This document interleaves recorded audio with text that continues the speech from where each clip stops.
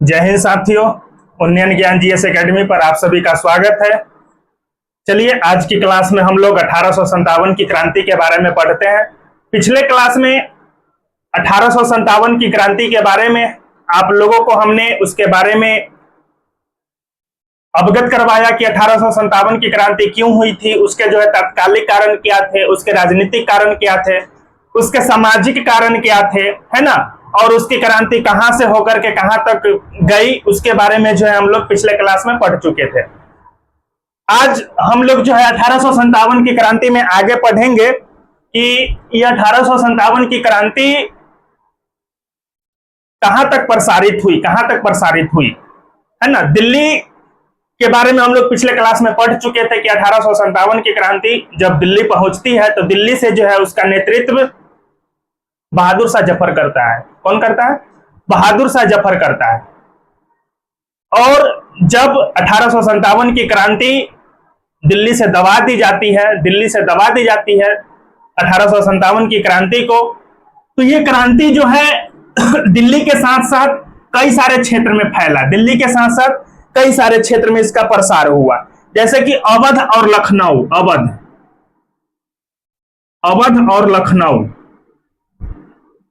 1857 की जो क्रांति है ये अवध के क्षेत्र और लखनऊ के क्षेत्र में भी फैला। ऐसे मुख्य तौर पर जो है 1857 का क्रांति जो है मुख्य रूप से उत्तर प्रदेश में जो है मुख्य रूप से ये फैला। उत्तर प्रदेश में आपको हम बता दें कि 1857 की क्रांति जब ये क्रांति हुई तो भारत का जो दक्षिणी हिस्सा है यानी कि दक्षिण भारत का जो भूभाग है इस क्रांति से अछूता रहा। मतलब दक्षिण भारत में ये क्रांति नहीं फैल पाई, या जो दक्षिण भारत में इस क्रांति को देखने को नहीं मिलता है, लेकिन उत्तर भारत, पूर्वी भारत, मध्य भारत और यहां तक कि थोड़ा बहुत पश्चिमी भारत में 1857 की क्रांति का जो है प्रकोप रहा। और मुख्य रूप से ये जो क्रांति है 1857 की क्रांति मुख्य रूप से जो है उत्तर प्रदेश में फैला। उत्तर प्रदेश के अवध में, उत्तर प्रदेश के झांसी में, उत्तर प्रदेश के कानपुर में, है ना, इन तमाम जगहों पर यह क्रांति का प्रसार हुआ, जिस वजह से ब्रिटिश भारत की राजधानी को आपातकाल राजधानी के रूप में इलाहाबाद को बनाया गया था। आपातकाल राजधानी जो है इलाहाबाद को बनाया गया था।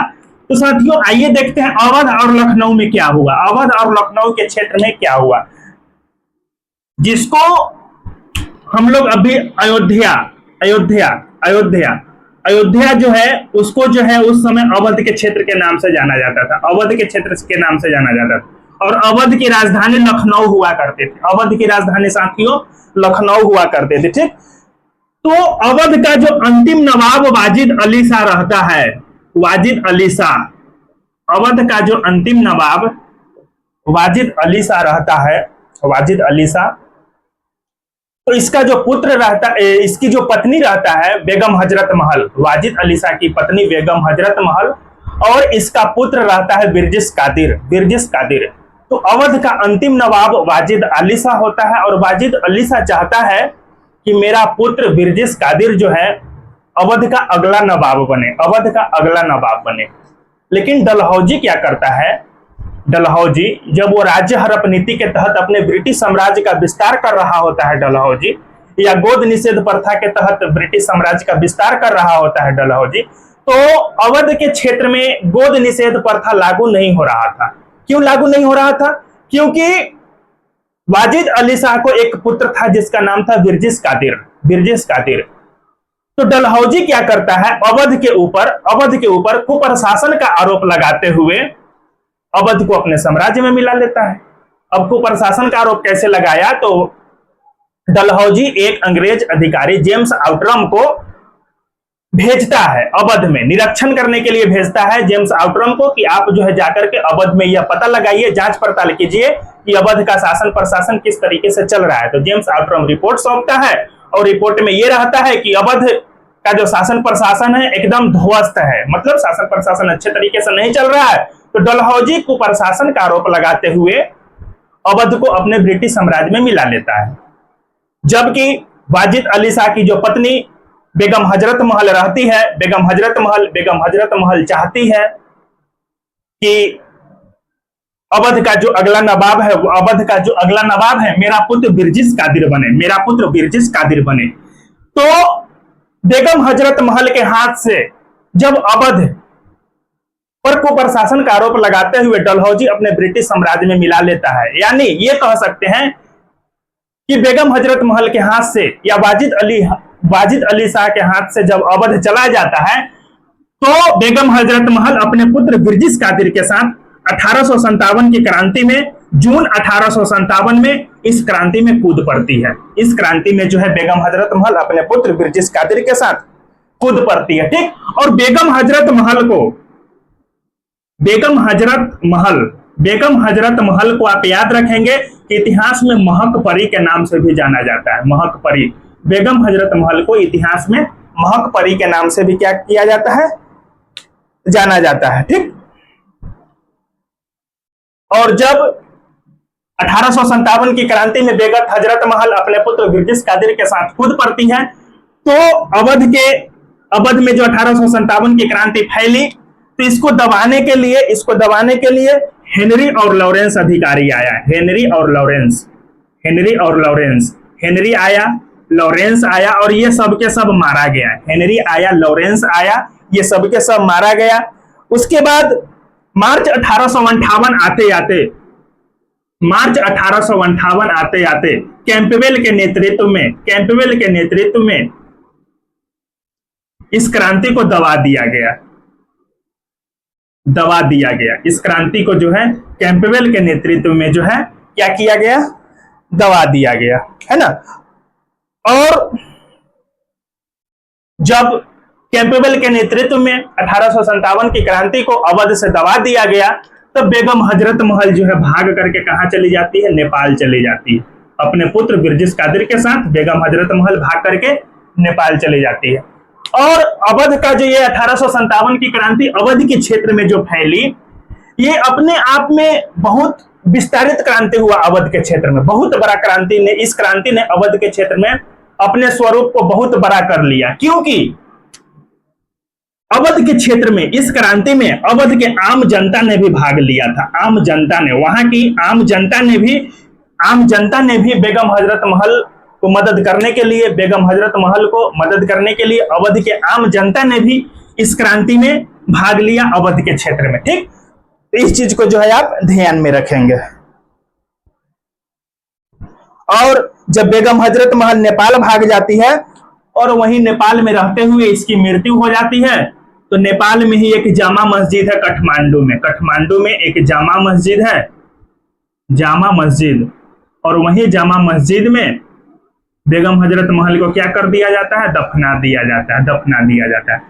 तो अवध के क्षेत्र से आप इतना बात याद रखेंगे कि जून 1857 की क्रांति में, जून 1857 के समय 1857 की क्रांति में बेगम हजरत महल अपने पुत्र बिरजिस कादिर के साथ इस क्रांति में कूद पड़ती है। क्यों कूद पड़ती है?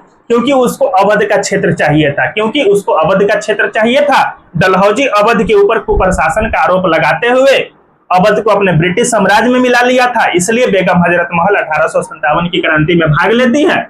और जब 1857 की क्रांति को कुचल दिया जाता है, कैंपबेल के द्वारा दबा दिया जाता है, तब बेगम हजरत महल भाग करके नेपाल चली जाती है और वहां के काठमांडू में एक जामा मस्जिद है। जब इसकी मृत्यु हो जाता है तो वहां पर जामा मस्जिद में इसको क्या कर दिया जाता है, दफना दिया जाता है, ठीक। तो ये था अवध के बारे में इतना चीज को आप क्या करेंगे, ध्यान में रखेंगे। अब आगे देखते हैं अवध के साथ ये क्रांति और कहां चला अवध के साथ, और ये क्रांति का विस्तार कहां तक हुआ।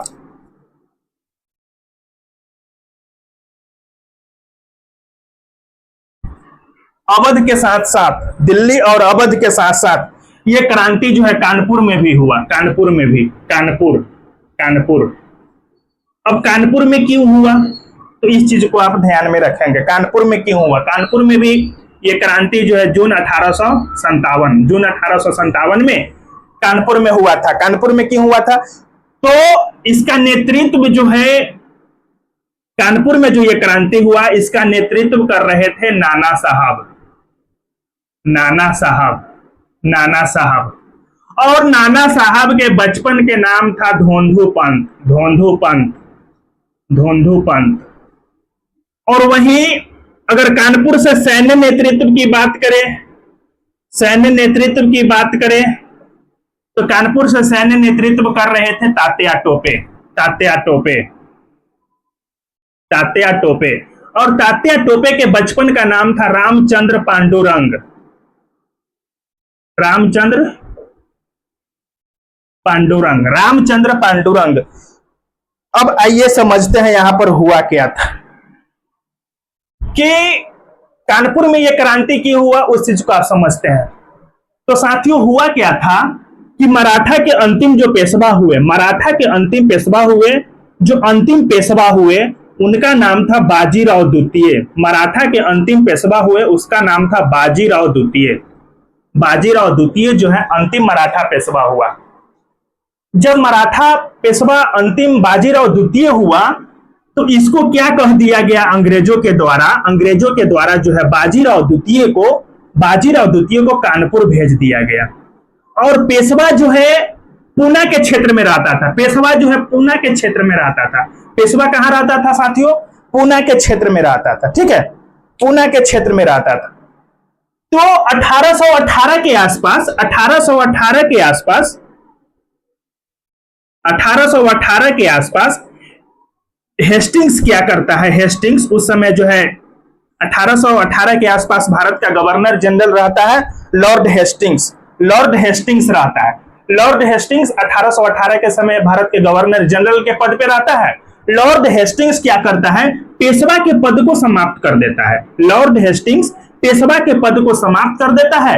इस वजह से अंतिम जो पेशवा हुए वो बाजीराव द्वितीय हुए। बाजीराव द्वितीय को अंतिम पेशवा के रूप में जाना गया, अंतिम पेशवा के रूप में जाना गया। और जब लॉर्ड हेस्टिंग्स पेशवा के पद को समाप्त कर देता है उसके बाद लॉर्ड हेस्टिंग्स ये कहता है बाजीराव को कि आप जो है पूना छोड़ करके कानपुर आ जाइए, पूना छोड़ करके कहां आ जाइए? कानपुर आ जाइए। और पेशवा के पद को समाप्त करते हुए हेस्टिंग्स बाजीराव द्वितीय को कानपुर भेज देता है। और कानपुर में बाजीराव द्वितीय को पेंशन दिया जाता है, पेंशन, पेंशन, पेंशन भोगी। मतलब बाजीराव द्वितीय जो है पेंशन भोगी बनकर के, अंग्रेजों का पेंशन भोगी बनकर के जो है कानपुर में अपना जीवन यापन कर रहा था। जब 1853 के आसपास, 1853 के आसपास बाजीराव द्वितीय का निधन हो जाता है, 1853 के आसपास बाजीराव द्वितीय का निधन हो जाता है। तो इसका कोई अपना पुत्र था नहीं, बाजीराव द्वितीय का कोई अपना पुत्र था नहीं। ये अपने निधन से पहले एक गोद लिया हुआ पुत्र, जिसको दत्तक पुत्र बोला जाता था, दत्तक पुत्र गोद ले रखा था। बाजीराव द्वितीय एक गोद लिया हुआ पुत्र, मतलब एक पुत्र को गोद ले रखा था जिसका नाम था धोंधू पंत, धोंधू पंत। उसका नाम क्या था? धोंधू पंत था, जिसको नाना साहब के नाम से जाना गया है ना। गौर से समझिएगा, जब बाजीराव द्वितीय का निधन 1853 में हो जाता है तो इसने एक पुत्र को गोद ले रखा था जिसका नाम था धोंधू पंत, जिसको नाना साहब के नाम से जाना गया। तो इसके मृत्यु के बाद अंग्रेज क्या करता है? नाना साहब को पेंशन देना बंद कर देता है। नाना साहब को पेंशन देना क्या कर देता है? बंद कर देता है। क्यों बंद कर देता है? कि अंग्रेजों का कहना यह था कि आप जो है बाजीराव द्वितीय के वास्तविक पुत्र नहीं है, आप बाजीराव द्वितीय के गोद लिया हुआ पुत्र है, गोद लिया हुआ पुत्र है, इसलिए हम आपको पेंशन नहीं देंगे, इसलिए हम आपको पेंशन नहीं देंगे। ठीक, तो जब नाना साहब को अंग्रेज पेंशन देना बंद कर देता है तब नाना साहब के एक सलाहकार थे जिसका नाम था अजीमुल्ला, अजीमुल्ला, अजीमुल्ला। नाना साहब के एक सलाहकार थे जिसका नाम क्या था? अजीमुल्ला, अजीमुल्ला इसका एक सलाहकार था। नाना साहब क्या करता है? अजीमुल्ला को लंदन भेजता है पैरवी करने के लिए, लंदन भेजता है पैरवी करने के लिए अपने सलाहकार को, से तुम लंदन जाओ और लंदन जाकर के मेरे पेंशन को चालू करवाने के लिए वहां पर पैरवी करो। तो अजीमुल्ला लंदन जाता है नाना साहब के पेंशन को चालू करवाने के लिए। जब लंदन जाता है तो वहां पर जो है कोई सुनवाई नहीं होता है, अजीमुल्ला लौट करके आ जाता है और नाना साहब के पेंशन को चालू नहीं किया जाता है। जब नाना साहब के पेंशन को चालू नहीं किया जाता है तब जून 1857 के समय नाना साहब क्या करते हैं? जून 1857 में 1857 की क्रांति में नाना साहब कूद पड़ते हैं। जब नाना साहब 1857 की क्रांति में कूद पड़ते हैं तो इनका जो सैन्य नेतृत्व किया था उसका नाम था तात्या टोपे। जो सैन्य नेतृत्व किया था इनके तरफ से, नाना साहब के तरफ से जो सैन्य नेतृत्व किया था उसका नाम था तात्या टोपे। तात्या टोपे के बारे में कहा जाता है ये बहुत ही साहसी और निडर, ये बहुत ही साहसी और निडर था, है ना। अंग्रेजों के नाक में ये तात्या टोपे जो है दम कर रखा था, है ना। तात्या टोपे अंग्रेजों के हाथ नहीं आ रहा था, अंग्रेजों के हाथ तात्या टोपे नहीं आ रहा था। अंग्रेज क्या करता है कि जब 1858 में, नवंबर 1858 में जब 1857 की क्रांति समाप्त हो जाती है तो तात्या टोपे का एक मित्र था और उसका नाम था मानसिंह। तात्या टोपे का एक मित्र था मानसिंह, है ना। भले ही कानपुर से 1857 की क्रांति को दबा दिया गया, जब कानपुर से भी 1857 की क्रांति को दबाया था, उसका नाम था कैंपबेल। आप इस चीज को ध्यान में रखेंगे। कानपुर से 1857 की क्रांति को किसने दबाया? तो कैंपबेल दबाया। नेतृत्व कौन किया था? नाना साहब। सैन्य नेतृत्व कौन किया था? तात्या टोपे का वास्तविक नाम क्या था? रामचंद्र पांडुरंग। नाना साहब का वास्तविक नाम क्या था? धोंदूपंत। ये सब आप ध्यान में रखेंगे, यहीं से जो है प्रश्न बनते हैं आपके एग्जाम में, ठीक है। तो हम क्या बता रहे थे तात्या टोपे के बारे में? तात्या टोपे मतलब कानपुर से जब कैंपबेल ने 1857 की क्रांति को दबा दिया तो तात्या टोपे चुप नहीं बैठा। तात्या टोपे जो है झांसी में जाकर के झांसी की रानी लक्ष्मीबाई से मिला और झांसी की रानी लक्ष्मीबाई से मिल करके तात्या टोपे ने झांसी की रानी लक्ष्मीबाई को भी 1857 की क्रांति में मदद किया था, ठीक। तो तात्या टोपे का एक मित्र था मानसिंह और मानसिंह का संबंध सिंधिया परिवार से था। मानसिंह का संबंध सिंधिया परिवार से था। मानसिंह का संबंध किस परिवार से था? सिंधिया परिवार से। सिंधिया परिवार को जो है मक्कार बोला जाता है, धोखेबाज बोला जाता है, इसलिए क्योंकि सिंधिया परिवार, ग्वालियर का जो सिंधिया परिवार था ये एक ऐसा परिवार था जिसने अंग्रेजों को बहुत मदद किया था। 1857 की क्रांति में सिपाहियों के साथ, जो इस क्रांति में भाग लेने वाले सिपाही थे या आम जनता थे, उसके साथ सिंधिया परिवार ने धोखेबाजी का काम किया था और सिंधिया परिवार ने अंग्रेजों को सबसे ज्यादा मदद किया था। तो मानसिंह का संबंध था ही सिंधिया परिवार से, और सिंधिया परिवार से संबंध रहने के नाते मानसिंह जो है अपना नाम कमाने के लिए, अंग्रेजों के सामने अपना इज्जत पाने के लिए, अंग्रेजों के नजर में अपना इज्जत पाने के लिए मानसिंह क्या करता है? तात्या टोपे का जानकारी बता देता है अंग्रेजों को। तात्या टोपे के बारे में अंग्रेजों को क्या करता है? जानकारी बता देता है। और जब अंग्रेजों को पता लगता है तात्या टोपे के बारे में, तो अंग्रेज तात्या टोपे को पकड़ करके क्या करता है? कत्लेआम कर देता है ना। कत्लेआम कर देता है या फिर फांसी की सजा दे देता है। अप्रैल 1859 में मध्य प्रदेश के शिवपुरी में, 1859 में मध्य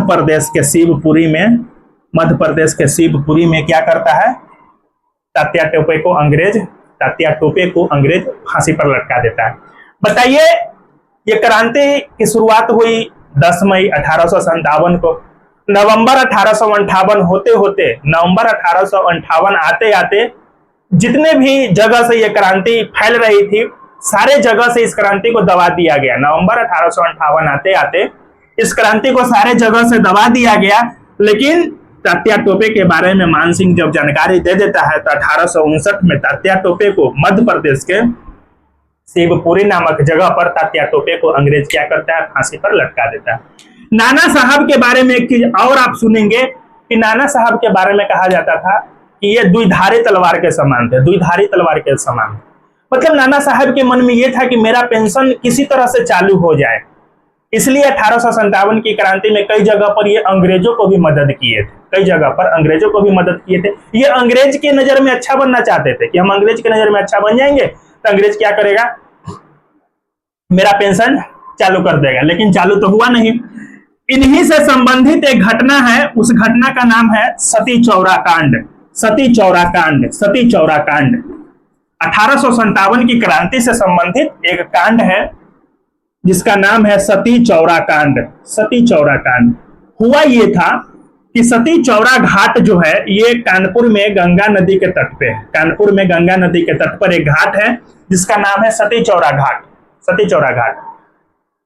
तो कानपुर में जब ये आंदोलन चल रहा था ना 1857 की क्रांति, तो वहां के लोग क्या कर रहे थे, अंग्रेजों को अपना शिकार बना रहे थे। मतलब वहां के लोग, विद्रोही सिपाही अंग्रेजों को पकड़ पकड़ के पूरा कत्लेआम कर रहा था।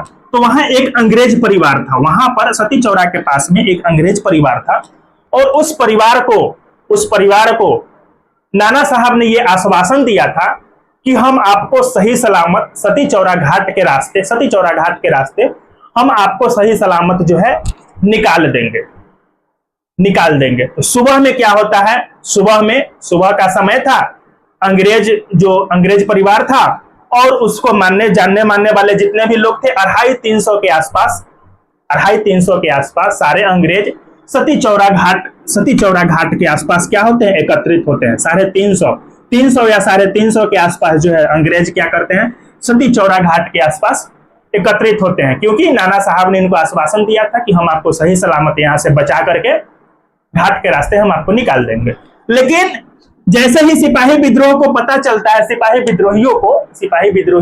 चलता है कि सती चौरा घाट पर 250 से 300 या 350 के आसपास अंग्रेज एकत्रित हुआ है, सिपाही विद्रोही वहां पे आ टपकता है। सिपाही विद्रोह का एक झुंड वहां पे आता है और इस सारे के सारे अंग्रेजों को मार करके खत्म कर देता है, मतलब कत्लेआम कर देता है। बच्चे, जवान, महिला, पुरुष, जितने भी अंग्रेज परिवार से रिलेटेड थे, जितने भी अंग्रेज थे, सबको ये सिपाही विद्रोही क्या करता है, मार करके खत्म कर देता है, जिसको इतिहास में सती चौरा कांड के नाम से जाना जाता है। तो सती चौरा कांड जो है ये 1857 की क्रांति से ही संबंधित कांड है, और इसमें जो है नाना साहब जो है अंग्रेजों के नजर में हीरो बनना चाहते थे कि अंग्रेजों को हम यहां से बचा करके निकाल देंगे तो अंग्रेजों के नजर में हम हीरो बन जाएंगे, या हो सके तो अंग्रेज हमारा पेंशन चालू कर देगा। लेकिन जैसे ही ये सती चौरा कांड होता है, अंग्रेजों के नजर में ये विलेन बन जाते हैं, गुंडा बन जाते हैं। ये बनना तो चाहते थे अच्छा, लेकिन बन जाते हैं खराब। तो सती चौरा के बारे में आप समझ गए होंगे। और सती चौरा कांड जो हुआ था 27 जून 1857 को हुआ था। 27 जून 1857 को सती चौरा कांड हुआ था, ठीक है। और अंग्रेजों का कत्लेआम कर देता है। इस विद्रोह को कैंपबेल के द्वारा दबा दिया जाता है, ये भी आपको हम बता दिए। और जब इस विद्रोह को कैंपबेल के द्वारा दबा दिया जाता है तो नाना साहब अब करे तो क्या करे, ये बेचारा भाग करके चले जाते हैं कहाँ, नेपाल भाग करके चले जाते हैं। तो अवध से जो क्रांति में कूदी थी, अवध से जो बेगम हजरत महल थी, वो भी नेपाल भाग करके चली जाती है, और इन नाना साहब भी भाग करके कहाँ चले जाते हैं, नेपाल चले जाते हैं, ठीक, नेपाल चले जाते हैं। अब कानपुर के बाद देखिए अब झांसी और ग्वालियर में क्या होता है। कानपुर के बाद झांसी और ग्वालियर।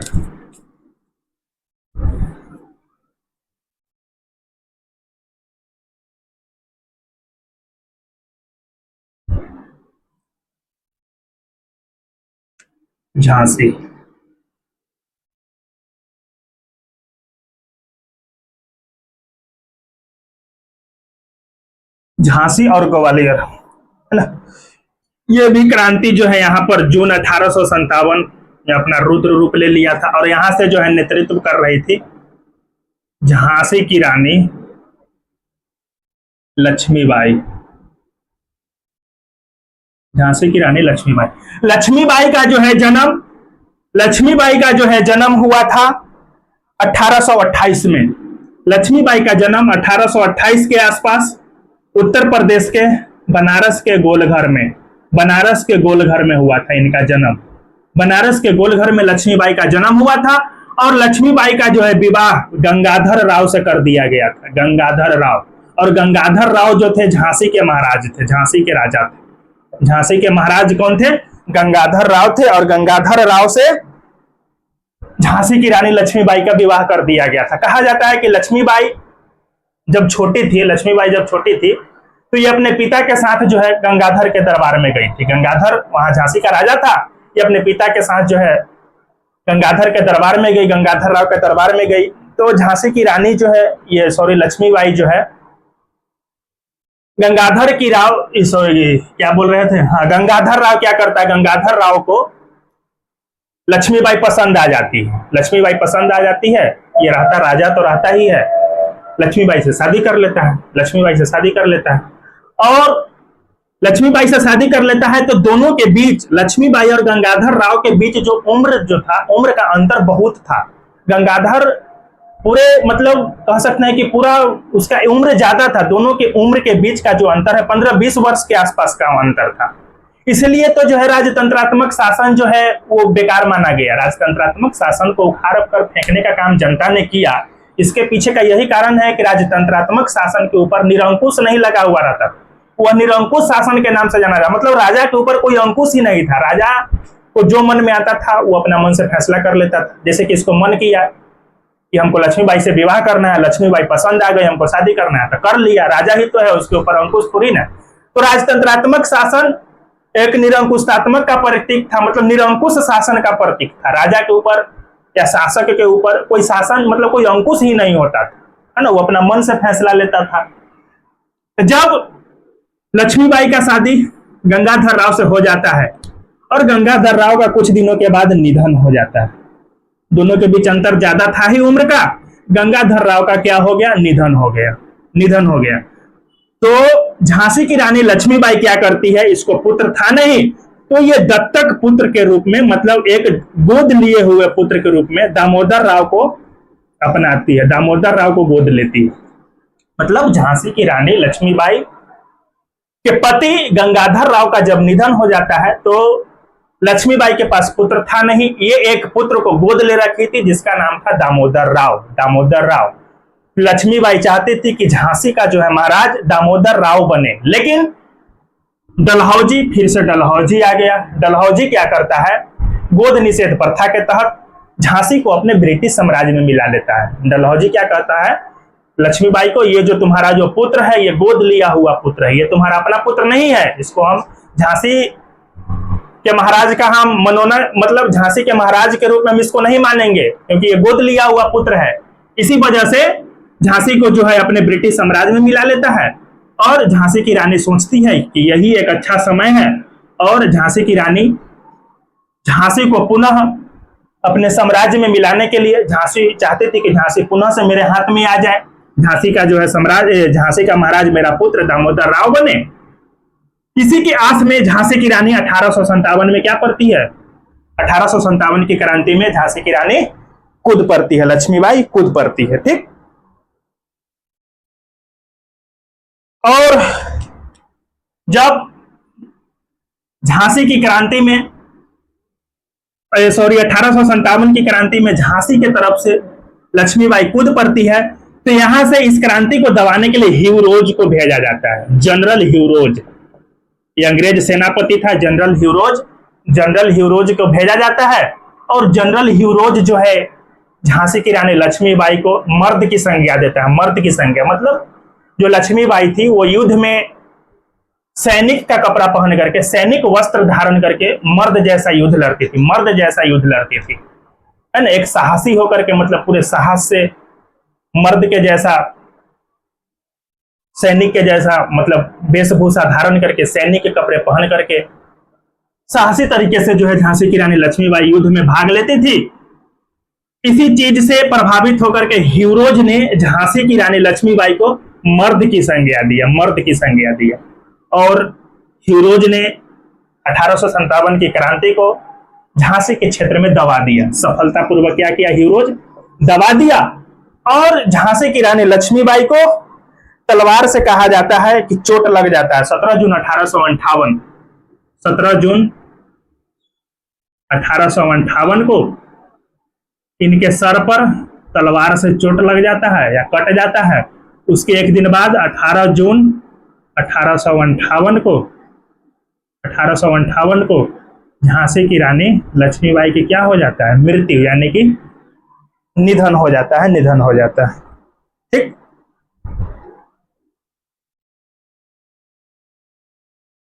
और झांसी की रानी लक्ष्मीबाई का 18 जून 1858 को मृत्यु हो जाता है, निधन हो जाता है। तो निधन होने के बाद इनको ग्वालियर में, इनको क्या किया जाता है, ग्वालियर में इनका मकबरा है, ग्वालियर में। ये भी आप ध्यान में रखेंगे कि झांसी की रानी लक्ष्मीबाई का मकबरा कहाँ है, ग्वालियर में, ग्वालियर में। और झांसी की रानी लक्ष्मीबाई जो हुई,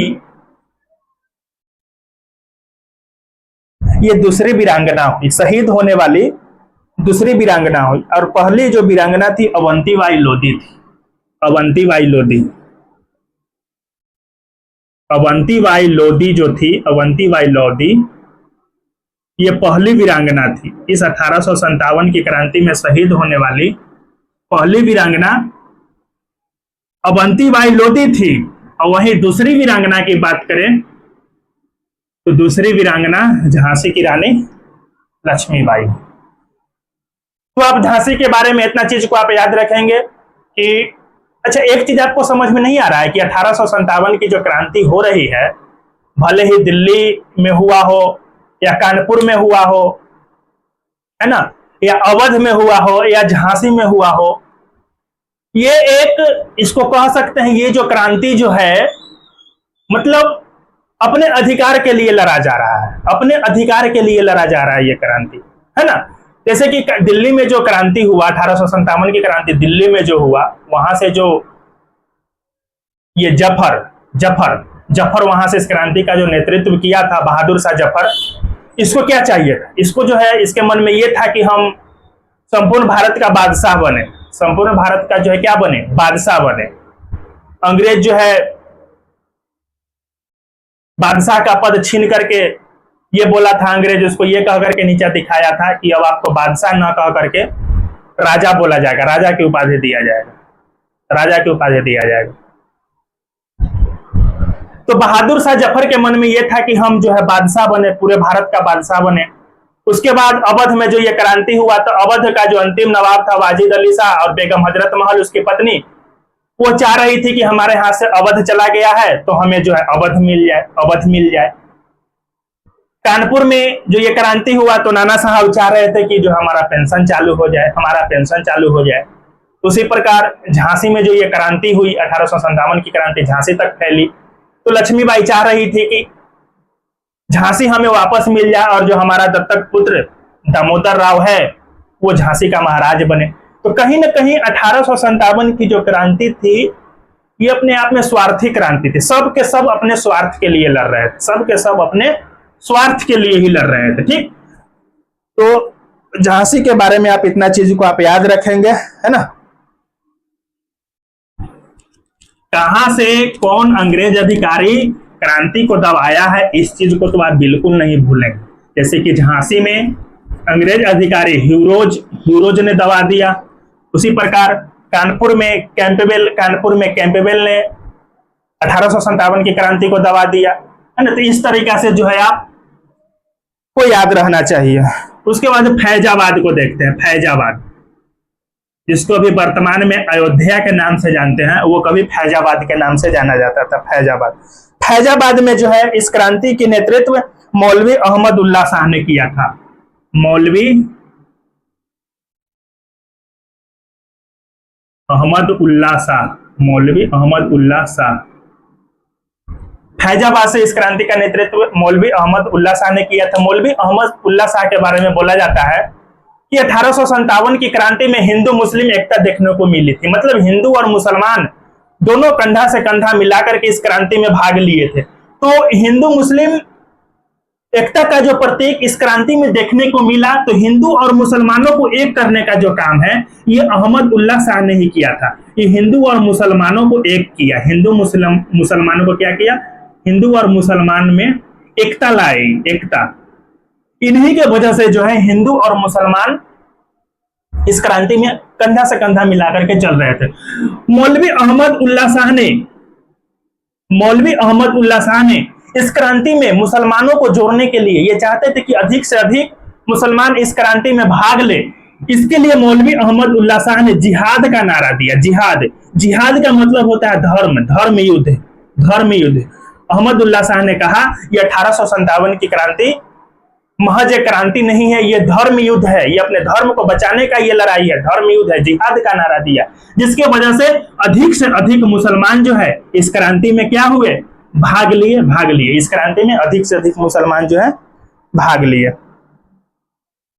और फैजाबाद से भी कैंपेबल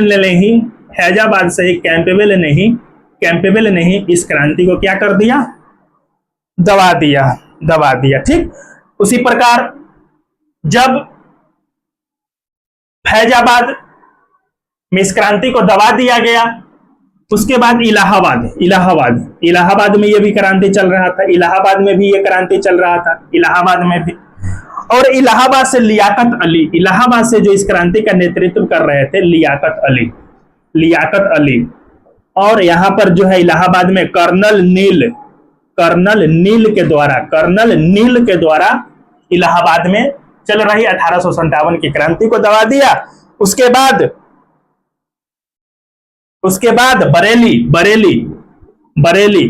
बाद बरेली में भी 1857 की क्रांति चल रही थी, और बरेली से जो इसका नेतृत्व कर रहे थे वो थे खान बहादुर खां।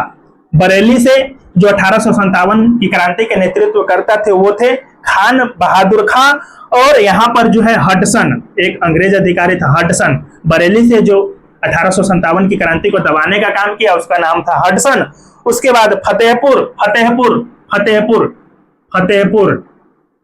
में भी 1857 की क्रांति चल रही थी, और फतेहपुर से जो इस क्रांति का नेतृत्व किया था उसका नाम था अजीमुल्ला को याद रखेंगे। अजीमुल्ला जो है फतेहपुर से इस क्रांति का नेतृत्व कर रहा था, और फतेहपुर में जनरल रेनार्ड के द्वारा इस क्रांति को क्या कर दिया गया साथियों, दबा दिया गया। फतेहपुर में जनरल रेनार्ड के द्वारा इस क्रांति को क्या कर दिया गया, दबा दिया। उसी प्रकार मथुरा से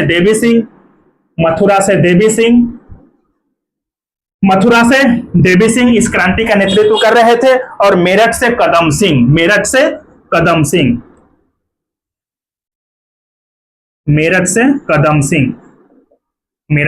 सिंह। तो साथियों ये था 1857 की क्रांति के प्रसार के बारे में हमने आपको बताया, और इतना सारी जानकारी करने के बाद आपको यह समझ में आ गया होगा कि कौन क्षेत्र से इसके नेतृत्वकर्ता कौन थे और कौन अंग्रेज अधिकारी ने उस क्षेत्र के क्रांति को दबा दिया। ये दो चीज आपको हर हाल में याद रहना चाहिए। जैसे कि फैजाबाद के नेतृत्वकर्ता मौलवी अहमदुल्ला, और यहाँ पर दबाया कौन, तो कैंपेबल दबाया। इलाहाबाद में लियाकत अली, इलाहाबाद में जो 1857 की क्रांति का नेतृत्व करता थे वो थे लियाकत अली, और यहाँ पर जो है कर्नल नील के द्वारा दबा दिया गया। उसी प्रकार फतेहपुर से अजीमुल्ला था, और वहां पर जो है जनरल रेनार्ड के द्वारा वहां की क्रांति को दबा दिया गया। तो साथियों 1857 की क्रांति ये थी। अगले क्लास में समाप्त हो जाएगा। अगले क्लास में हम लोग बिहार के बारे में पढ़ेंगे कि 1857 की क्रांति का प्रसार बिहार में भी हुआ था, और बिहार से जो है इस क्रांति का नेतृत्व क्या नाम है इनका, नाम भूल रहे हैं हम, वीर कुंवर सिंह है ना, बाबू वीर कुंवर सिंह। बिहार में जब 1857 की क्रांति का प्रसार बिहार तक फैला तो बिहार से जो है बाबू वीर कुंवर सिंह इस क्रांति का नेतृत्व किए। तो साथियों 1857 की क्रांति जो था ये कहीं ना कहीं सब लोग अपने स्वार्थ के लिए लड़ रहे थे। अगर सब लोग स्वार्थ के लिए नहीं लड़ करके एक होकर के लड़ते तो कहीं ना कहीं हमारा देश 1857 की क्रांति के समय ही आजाद हो गया होता है ना। तो इसकी असफलता के कारण जब आप पढ़ेंगे तब आपको लगेगा कि 1857 का क्रांति असफल क्यों हो गया। हालांकि ये उठा तो तेजी से, कई जगहों से ये विस्फोट हुआ, लेकिन अंग्रेजों ने इसको दमनता पूर्वक इस क्रांति को दबा दिया। और इस क्रांति को दबने का कारण एक ये भी था कि सब लोग अपने स्वार्थ के लिए लड़ रहे थे। ठीक, तो साथियों मिलते हैं अगले क्लास में। आज ही क्लास को यहीं पे खत्म करते हैं। अगर आपको यह क्लास अच्छा लग रहा है तो मेरे चैनल उन्नयन ज्ञान जीएस एकेडमी को सब्सक्राइब कर दीजिए। ठीक है साथियों, मिलते हैं अगले क्लास में। जय हिंद।